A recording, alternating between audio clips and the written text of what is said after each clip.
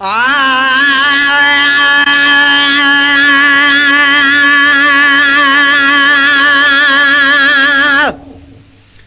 हिन इश्क जी दरगाह जो दस्तूर निरालो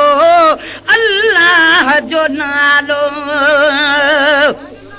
हिन इश्क जी दरगाह जो दस्तूर निरालो अल्लाह जो नालो हित प्यास बंदन खे तो मिले पिरत जो प्यालो अल्लाह जो नालो हित प्यास बंदन खे तो मिले पिरत जो प्यालो अल्लाह जो नालो हिन इश्क जी दरगाह जो दस्तूर निरालो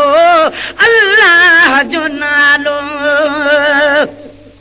हित डोली आया रोग थिया माफ तनी जा सीना साफ तनी जा ओ पर इश्क दर्द दा इलाज न कोगी इश्क दी दवा दीदार दी जला दीद दीदां विच लगदी लड़ागी उथा हाजत नहीं हथियार दी गुलाम फरीदा उन डीह कनू वठ मस्त थियो से जला लिठी से अख हुस्न दार दी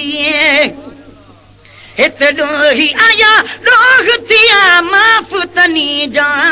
सीना साफ तनी जा हित जिक्र फिक्र साथ खुले कल्ब जो तालो अल्लाह जो नालो हित जिक्र फिक्र साथ खुले कल्ब जो तालो अल्लाह जो नालो हिन इश्क जी दरगाह जो दस्तूर निरालो अल्लाह जो नालो हित प्यास बंदन के तो मिले पिरत जो प्यालो अल्लाह जो नालो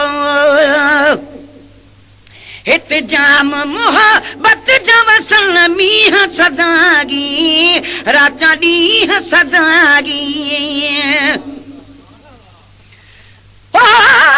पर आवे माही लंघ पार जुलू जिथा चिमकाट करे दे दूहे वजन घंड तवार न मजिया उथा किण काट करे दे कूहे नूर हुजूर ते शामिल हिन राजू हीर ते दूहे भला भाग तिना लोकां दे जके पीर फरीद दे सूहे हित जाम मोहब्बत जवसन मीह सदागी राजा ॾींह सदागी हित ककर कुर्ब जो थो करे झुड़ जो झोड़ालो अल्लाह जो नालो हित ककर कुर्ब जो थो करे झुड़ जो झोड़ालो अल्लाह जो नालो हिन इश्क जी दरगाह जो दस्तूर निरालो अल्लाह जो नालो हित प्यास बंदन खे तो मिले पिरत जो प्यालो अल्लाह जो नालो हाफिज खे हितां हासिल थियो हाल फकीरी ऐं ख्याल अमीरी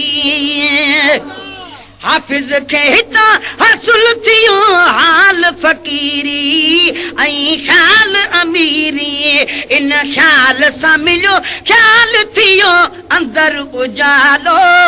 अल्लाह जो नालो इन ख्याल सां मिलियो ख्याल थियो अंदर उजालो अल्लाह जो नालो हिन इश्क जी दरगाह जो दस्तूर निरालो अल्लाह जो नालो